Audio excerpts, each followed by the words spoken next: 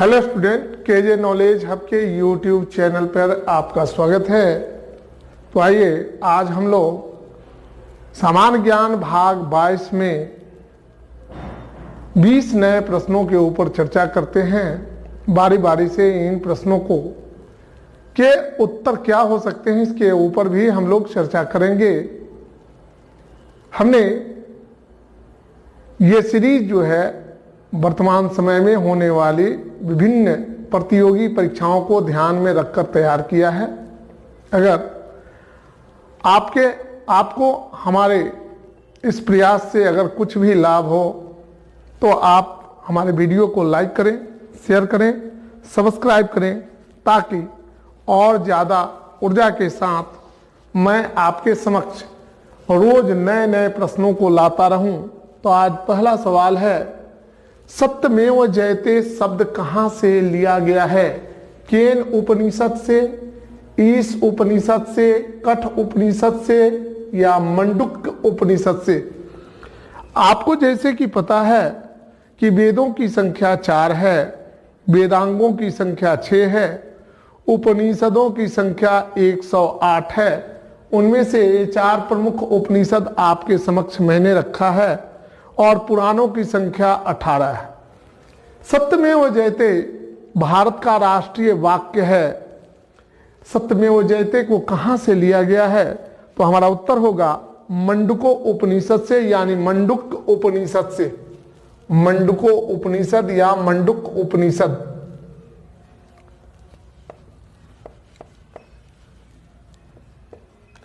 जब दोनों शब्द एक साथ जुड़ जाएंगे तो इसको पढ़ेंगे मंडुको उपनिषद, नहीं तो मंडुक उपनिषद इसका नाम है। अगला सवाल है प्रश्न संख्या 2, इनमें से कौन प्रबल भस्म है? Sodium hydroxide, magnesium hydroxide, copper hydroxide या अमोनियम हाइड्रोक्साइड? तो जैसा कि आपको पता है सोडियम हाइड्रोक्साइड, पोटेशियम हाइड्रोक्साइड जो है प्रबल क्षार हैं, प्रबल भस्म है।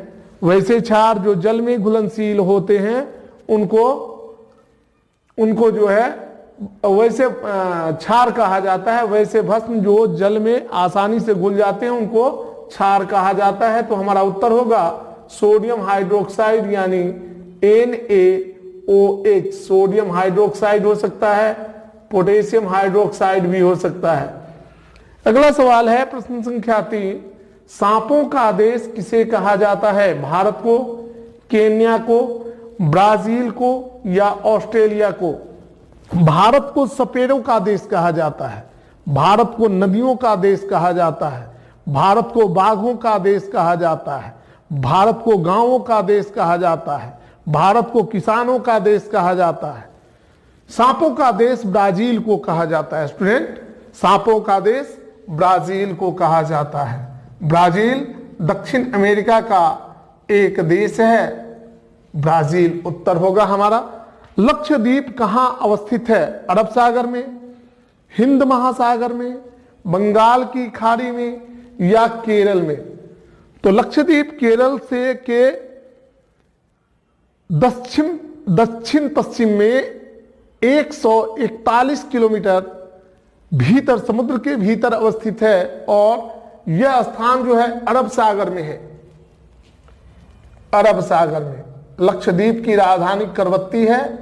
यह भारत का एक केंद्र शासित प्रदेश है। लक्षद्वीप, इसका नाम लाखों द्वीपों का समूह, इसलिए इसका नाम लक्षद्वीप दिया गया। लेकिन लाख द्वीप नहीं है, ये प्रवाल भित्ति पर अवस्थित छोटे छोटे द्वीपिकाएं हैं। अगला है प्रश्न संख्या 5, वाट का मात्रक क्या है? वोल्ट, कैलोरी, किलोग्राम प्रति मीटर या जूल पर सेकेंड? तो हमारा उत्तर होगा वाट का मात्रक होता है joule per second. Joule per second. उत्तर क्या होगा? जूल प्रति सेकेंड। और संकेत ये होता है जूल पर सेकेंड। ये हमारा उत्तर होगा। अब स्टूडेंट, हम आपके समक्ष प्रश्न संख्या 6 को रख रहे हैं। प्रश्न संख्या 6, देखते हैं प्रश्न संख्या 6 है 720 का 45% बराबर x का 30%। ऑप्शन 1 है 960, 1080। x के जगह पर क्या होगा? 960 होगा, 1080 होगा, 820 होगा या 1240 होगा। तो देखते हैं 720 गुने 45/100 बराबर x गुने 30/100। 0 से 0 खत्म, 100 से 100 खत्म। तो हमारे पास बचा 30x इक्वल 720 गुने 45। तो x बराबर हो जाएगा 720 गुने 45/30। 1 0 खत्म, 24 तिया 72। 24 में 45 से गुना करेंगे, 45 चौके 180, 45 दूनी 90 और 10 108, यानी 1080 उत्तर होगा इसका, 1080। अगला सवाल है बिहार में फसल बीमा योजना कब लागू की गई? 1 अप्रैल 2000 को, 25 दिसंबर 2000 को, 1 अप्रैल 2001 को या 1 जून 2001 को। तो बिहार में तीसरी बार फसल बीमा योजना जो लागू की गई थी ऑप्शन के अनुसार 1 अप्रैल 2000 को। इसके पहले बिहार में 2 फसल बीमा की योजना लागू की गई थी। एक थी 1972 में बिहार में पहली फसल योजना लागू की गई। पहली फसल योजना बिहार में लागू हुई थी 1972 में, फसल बीमा योजना। दूसरी फसल बीमा योजना लागू हुई बिहार में 1985 में। 1985 में दूसरी फसल बीमा योजना लागू हुई। दूसरी फसल बीमा योजना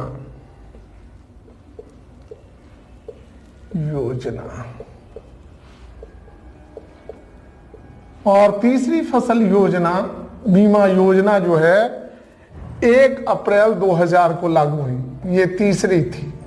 और वर्तमान समय में बिहार में चौथी फसल बीमा योजना लागू है। ये 2016 से PMFBY प्रधानमंत्री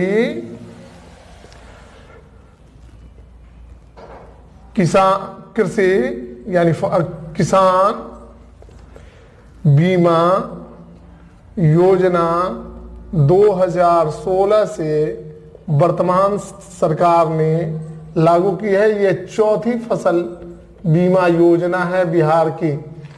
अगला सवाल है 14.8 गुने 12.3 गुने 8.6 बराबर कितना? तो 14.8, इस दशमलव को हटाने के लिए हम बटा 10 करते हैं, इंटू 12.3 से इस दशमलव को हटाएंगे बटा 10 करेंगे, इस दशमलव को हटाएंगे बटा 10 करेंगे, गुना करेंगे तो हो जाएगा 148 गुने 123 गुने 86 बटे 1 पर 3 0।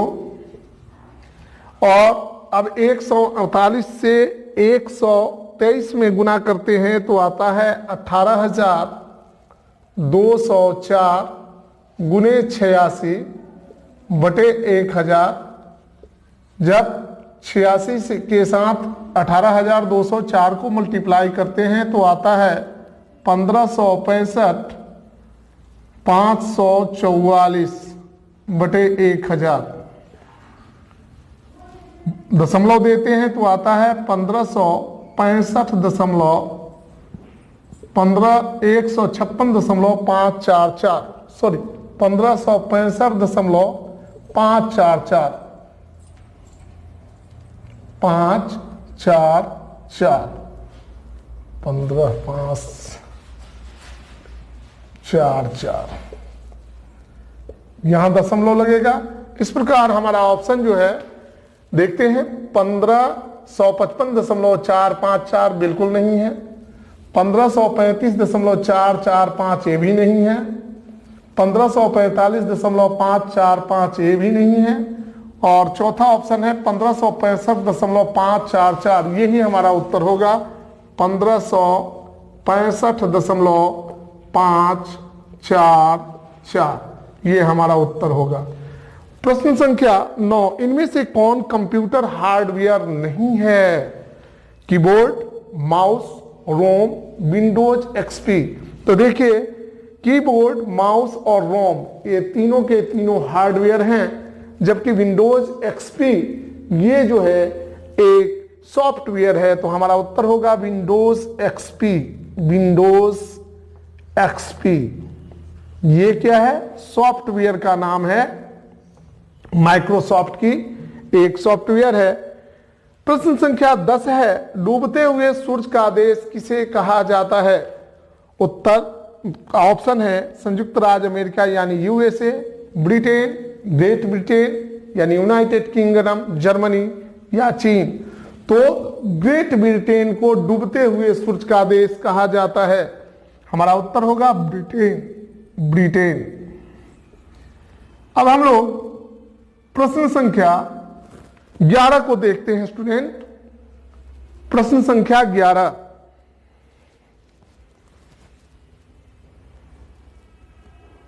प्रश्न संख्या 11, कार्बोरेटर का प्रयोग किस प्रकार के इंजन में किया जाता है? कार्बोरेटर का प्रयोग किस प्रकार के इंजन में किया जाता है? पेट्रोल इंजन में, डीजल इंजन में, भाप इंजन में, इनमें से किसी इंजन में नहीं। तो हमारा उत्तर होगा पेट्रोल इंजन में कार्बोरेटर का प्रयोग किया जाता है। 1885 में इसका आविष्कार किया गया था। आविष्कारक थे कार्ल बेंज। 1885 Karl Benz. उत्तर होगा पेट्रोल इंजन। पेट्रोल इंजन आविष्कार किया था कार्ल बेंज ने। कब किया था? 1885 में। अगला सवाल है, बिहार के स्वास्थ्य मंत्री कौन है?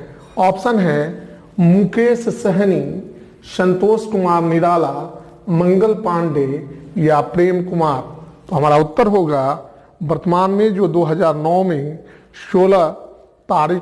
16 नवंबर को जो सरकार शपथ ग्रहण ली है, उस सरकार में मंगल पांडे को बिहार का स्वास्थ्य मंत्री बनाया गया है। इसके पहले वाली सरकार में भी मंगल पांडे बिहार के स्वास्थ्य मंत्री थे। तो हमारा उत्तर होगा मंगल पांडे।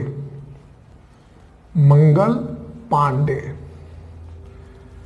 अगला सवाल है प्रश्न संख्या 13, भारतीय सिनेमा का पितामह किसे कहा जाता है? घुंडीराज गोविंद फाल्के को, दादा साहब फाल्के को, पृथ्वीराज कपूर को या घुंडीराज गोविंद फाल्के और दादा साहब फाल्के दोनों को? तो हमारा उत्तर होगा दोनों को कहा जाता है। यानी ऑप्शन 4 जो है वो हमारा सही है। घुंडीराज गोविंद फाल्के और दादा साहब फाल्के को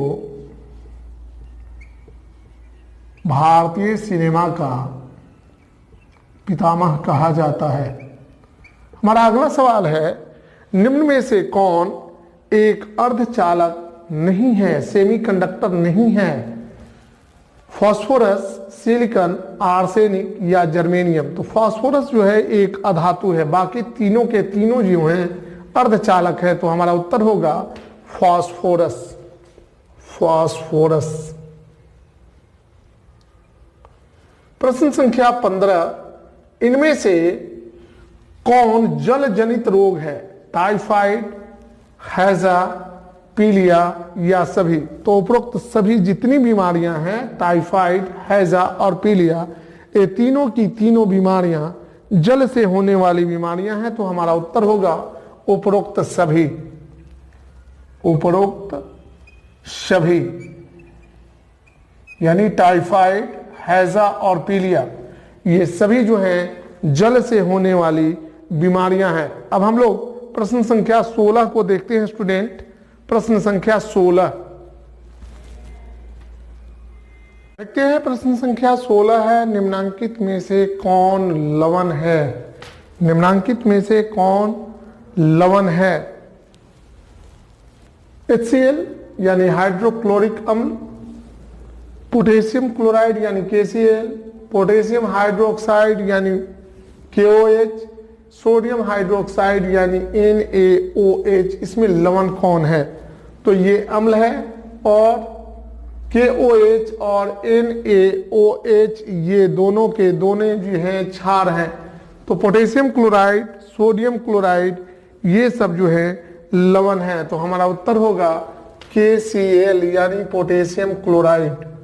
प्रश्न संख्या 17 है, माइक्रोफोन की खोज किसने की थी? ग्राहम बेल ने, स्टीफन हॉकिंस ने, एमाइल बर्नर ने, जोइल एंजोल ने। तो 1876 में अमेरिकी वैज्ञानिक एमाइल बर्नर ने माइक्रोफोन का आविष्कार किया था, लेकिन उन्होंने इस आविष्कार को ग्राहम बेल के हाथों भेज दिया। बाद में चल करके ग्राहम बेल ने अपने कंपनी के नाम पर माइक्रोफोन का पेटेंट कराया था। तो हमारा उत्तर होगा एमाइल बर्नर। एमाइल बर्नर ने 1876 में माइक्रोफोन का आविष्कार किया था। कब किया था? 1876 में। 1000 वाट किसके बराबर होगा? 1 हॉर्स पावर के, 1.34 1 हॉर्स पावर के, 1.54 1 हॉर्स पावर के, या 1.74 1 हॉर्स पावर के। तो 1000 वाट में 1.34 1 हॉर्स पावर होते हैं। हॉर्स पावर यानी HP। हॉर्स पावर को HP से संकेतित किया गया है, सिंबलाइज किया गया है। अगला सवाल है, इनमें कौन सबसे जटिल कार्बनिक पदार्थ है? कार्बोहाइड्रेट, वसा, प्रोटीन, इनमें से कोई नहीं। तो प्रोटीन जो है इन तीनों में सबसे जटिल कार्बनिक पदार्थ है। प्रोटीन हमारा उत्तर होगा प्रोटीन। प्रोटीन का संश्लेषण हमारे शरीर में राइबोसोम के द्वारा कराया जाता है। प्रोटीन से हमारे शरीर के टूटे फूटे भागों की मरम्मत होती है, नई कोशिकाओं का विकास होता है, मांसपेशियों का निर्माण होता है। प्रोटीन हमें दालों से, अंडों से, मछलियों से, मांस से प्राप्त होता है। अगला सवाल है, गुलाम वंश का संस्थापक कौन था? मोहम्मद गोरी, कुतुबुद्दीन ऐबक, इल्तुतमिश और बलबन। मोहम्मद गोरी की मृत्यु के बाद उसने जो 40 गुलामों का एक संगठन बनाया था जिसका नाम चालीसा था, उन 40 गुलामों का में सबसे सर्वश्रेष्ठ कुतुबुद्दीन ऐबक था। कुतुबुद्दीन ऐबक ने 1206 में गुलाम वंश यानी मुमुलक वंश की स्थापना की।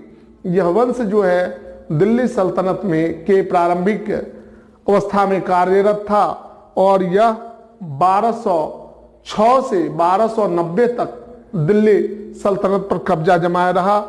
बलबन की मृत्यु के बाद इस वंश का विनाश हो गया। तो हमारा उत्तर होगा कुतुबुद्दीन ऐबक। कुतुबुद्दीन ऐबक